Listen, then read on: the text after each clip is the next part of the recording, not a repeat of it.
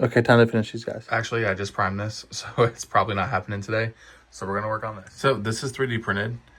So there shouldn't be too much like cleanup and definitely no mold lines. But I'm just gonna look everything over, looking for supports or maybe just any like errors that occurred in the print. Like you can kind of see these little nubbies on the bottom, but that doesn't really matter because you're not gonna see that when the print happens. So I'm just gonna go through, I'm gonna put a mask on just because with the resin to fix any like some of these imperfections right here, I'm gonna sand it and I just don't want to breathe that in. With 3D printed resin, you gotta use super glue. So if you watch my unboxing video, this is the wing that was broken and it looks a little gnarly on that connection right there, but I've actually sanded it pretty flush. And oh god, exactly on the foot.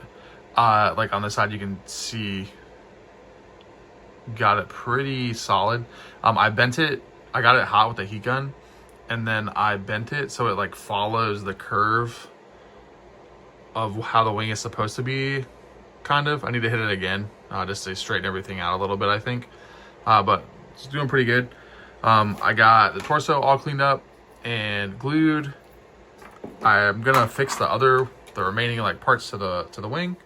That last missing piece was like this little nub on the hilt of the sword. Wait, not hilt, the handle. The handle on the sword right here. The sword was pretty crooked, so I got both swords mostly straight. I think I need to tweak it a little bit now that I'm looking at it on camera. So I only had, let's see, I had exactly 22 minutes of hobby time in today.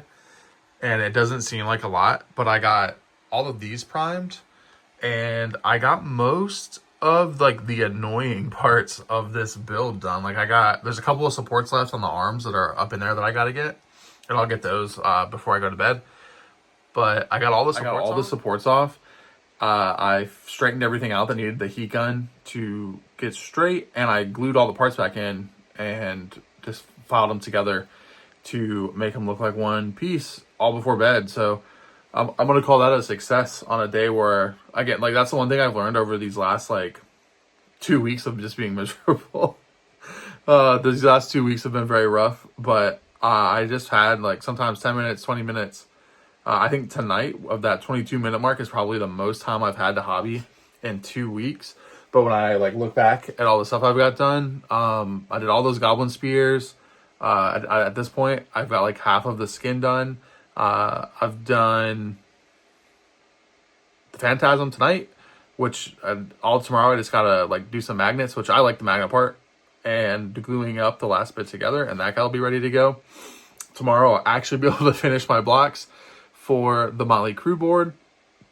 And also I think tomorrow, hopefully things kind of settle down and return to normal where I can get some like real hobby time in and start sleeping again would be pretty cool. So I don't know, that's just really what I've learned, is just how much I can still accomplish if it's only sometimes like 5 or 10 minutes a day. Really showed me these last 2 weeks that like there really isn't an excuse to do the things you love. Like even if you got 10 minutes a day to kind of refill that bucket, like if I wasn't down here making videos, it would have just been even worse, really.